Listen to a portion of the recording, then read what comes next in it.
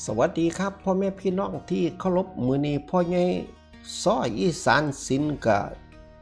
เรียกว่ามาเชิญชวนพี่น้องส้มหมอลำมัน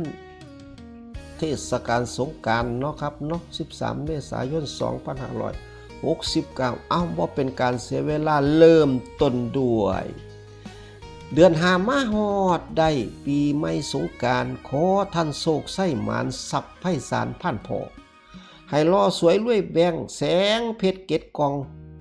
แก้วมณีสู่ส่องเทียมห้องแห่งสวรรค์พุ่นเยือพี่น้องเอ้ยเอาครับขณะแรกแหกหมานคำพุนร่วมมิตรครับบัตรประสาทศรัทธาธรรมบ้านด้านเหนือเด้อพี่น้องตำบลโพนงามอำเภอกำมะลาไสยจังหวัดกาฬสินธุ์ครับ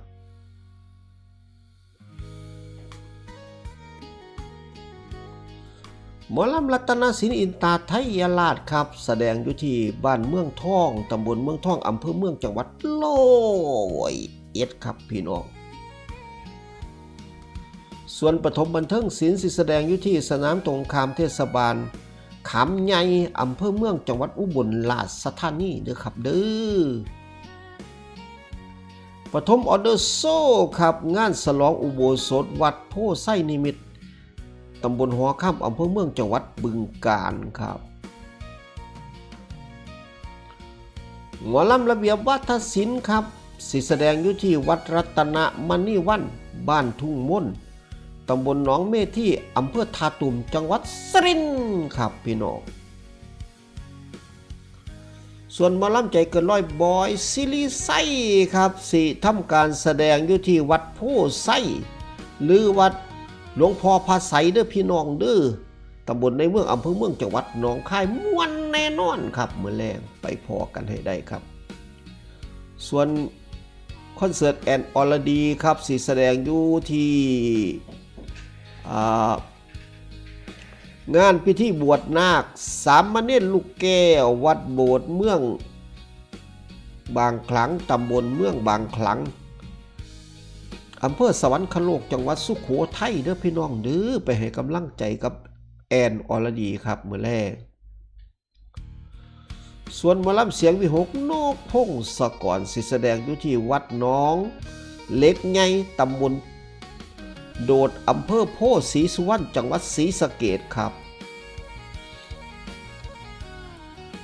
หมอลำสั้นเล่าบันเทิงศิลป์พี่น้องไปทำการแสดงอยู่ที่บ้านโน้นสำล้านอำเภอเมืองจังหวัดชัยภูมิเด้อพี่น้องเด้อส่วนหมอลำเสียงสะกิดใจครับสีแสดงอยู่ที่บ้านอ้วนตำบลหัวสร้างอำเภอจัตุรพักษ์พิมานจังหวัด101ครับไปให้กำลังใจกับท็อปธนาไส้และทีมงานเด้อพี่น้องเด้อหมอลำเสียงแจ๋วแต้วสุกัญญาครับสิแสดงอยู่ที่บ้านหนองบัวตำบลเจ้าทาอำเภอกำมะลาไสยจังหวัดกาฬสินธุ์ม่วนแน่นอนครับ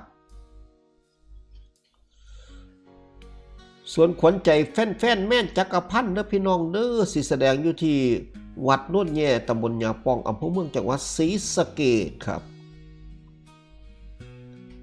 หมอลำศิลปินผู้ไทยครับสิทำการแสดงอยู่ที่บ้านเตาตำบลบ้านเตาอำเภอบันแท่นจังหวัดชัยภูมิเด้อพี่น้องเด้อ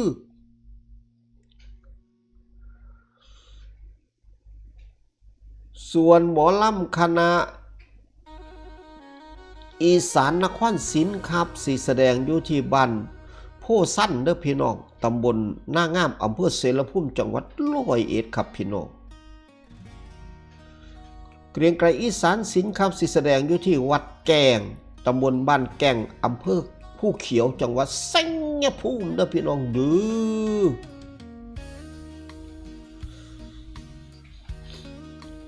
หมอลำคณะเสียงอีสานยะแม่นกน้อยอุไรพรแล้วก็น้องแป้งสิทำการแสดงอยู่ที่วัดบ้านโคกลี่โคกสำล้านตำบลหนองจิกอำเภอบลบือจังหวัดมหาสารคามเด้อพี่น้องเด้อส่วนหมอลำวงเจริญบันเทิงศิลป์ยะแม่เดือนเพ็ญอำนวยพรสิทำการแสดงอยู่ที่งานประเพณีสงกรานต์วัดหนองยาปองตำบลหนองหางอำเภออุทุมพรพิสัยจังหวัดศรีสะเกษครับ หมอลำสาวน้อยเพชรบ้านแพงครับสิทำการแสดงอยู่ที่ศาลหลักเมืองบ้านเพชรนะครับงานบวงสรวงศาลหลักเมืองบ้านเพชรตำบลบ้านเพชรอำเภอภูเขียวจังหวัดชัยภูมินะพี่น้องเด้อสาวน้อยลำเพิ่นโซ่ครับสิทำการแสดงอยู่ที่บ้านโพสีตำบลบัวบานอำเภอย่างตลาดจังหวัดกาฬสินธุ์ครับแล้วก็คอนเสิร์ตร่วมสมัยใหม่พัสลีครับเมื่อแรกนี่ทำการแสดงอยู่ที่วัดบ้านหัวหนองตำบลดอนเงินอำเภอเชียงยืนจังหวัดมหาสารคามครับพี่น้องดินฟ้าเป้าเด้าฟ้าปีนครับสิทำการแสดงอยู่ที่งานทำบุญขึ้นบ้านใหม่ปีที่3บ้านสว่างตำบลสว่างอำเภอโพนทองจังหวัด101เด้อครับเด้อส่วนกองทัพดอกเมยครับแม่ทัพดอกเมยครับสิทำการแสดงอยู่ที่บ้านหนองบะตำบลโคกสง่าอำเภอพ้นจังหวัดขอนแก่นครับนกปิยพรสมสุขครับลำซิ่งแบบใดฮะแบบใดสิทำการแสดงอยู่ที่บ้านคาสีมาท่องอำเภอบ้านแท่นจังหวัดชัยภูมิเด้อพี่น้องเด้อส่วนลำซิ่งใบเฟื่อนดาวกระจายครับสิแสดงบุญมหาศาสตร์บุญพระเวทเนาะครับเนาะ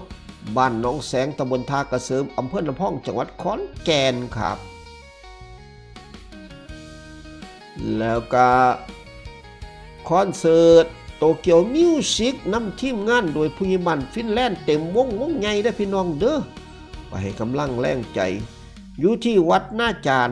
ตำบลเมืองไผ่อำเภอหนองกีจังหวัดบุรีรัมย์ครับม่วนแน่นอนแล้วก็ปิดท้ายด้วยเนาะครับเนาะรับเชิญศิลปินรับเชิญของค่ายโตเกียวมิวสิกครับครูจุนนี่โตเกียวมิวสิกแล้วก็กองวายุโตเกียวมิวสิกอยู่ที่บ้านเลขที่65/3หมู่8เด้อพี่น้องเด้อบ้านเขาหลวกตำบลกันจุอำเภอบึง3,000จังหวัดเพชรบูรณ์ไปให้กำลังแรงใจเด้อพี่น้องเด้อไก่มองใดกะไปให้กำลังแรงใจมองนั้นสำหรับมื้อนี้พ่อใหญ่ซ้ออีสานสินต้องขอลาไปก่อนมื้อหน้าค่อยมาว่ากันใหม่ขอกล่าวเข้ามาสวัสดีครับ